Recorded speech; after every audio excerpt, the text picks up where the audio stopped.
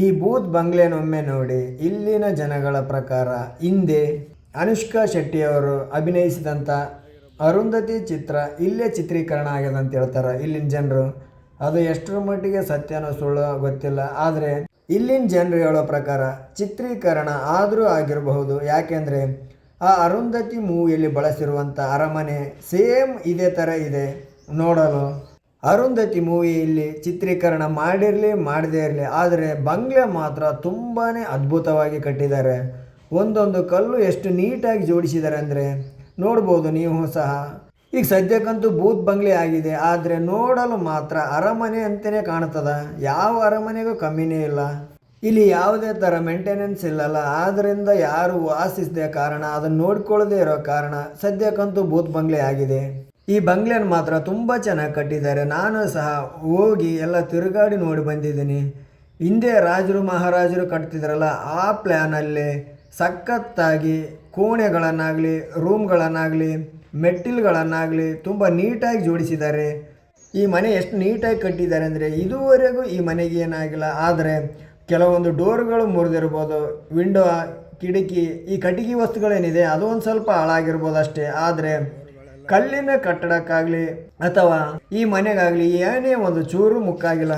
ಕಲ್ಲಿನ ಕಟ್ಟಡ ಮಾತ್ರ ನೀಟಾಗಿ ತುಂಬ ಚೆನ್ನಾಗಿ ಬೆಂಕಿಯಾಗಿ ಕಟ್ಟಿದ್ದಾರೆ. ಆದ್ರಿಂದನೇ ಇದುವರೆಗೂ ಈ ಕಲ್ಲಿನ ಕಟ್ಟಡಕ್ಕಾಗಲಿ ಈ ಮನೆಗಾಗಲಿ ಏನೇ ಒಂದು ಚೂರು ಬಿರುಕಾಗಿಲ್ಲ.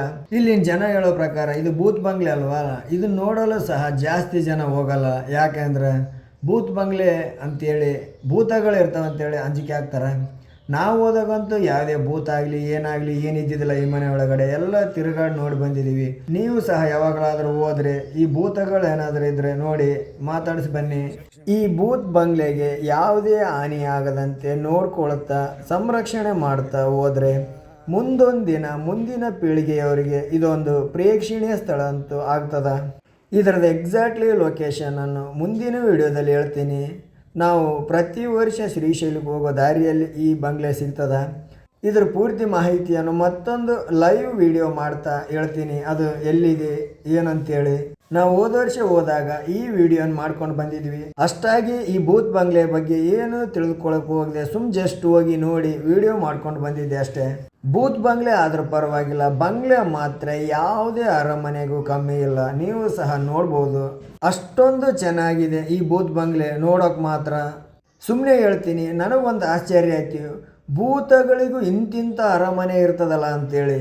ನೋಡ್ಬೋದು ನೀವು ಸಹ ಭೂತ ಬಂಗ್ಲೆ, ಭೂತಗಳ ಅರಮನೆಯನ್ನು.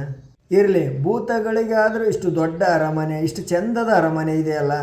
ಅರುಂಧತಿ ಚಿತ್ರದಲ್ಲಿ ಬಳಸಿರುವುದು ಇದೇ ಅರಮನೆ ಅಂತ ಹೇಳ್ತಾರೆ ಇಲ್ಲಿನ ಜನ.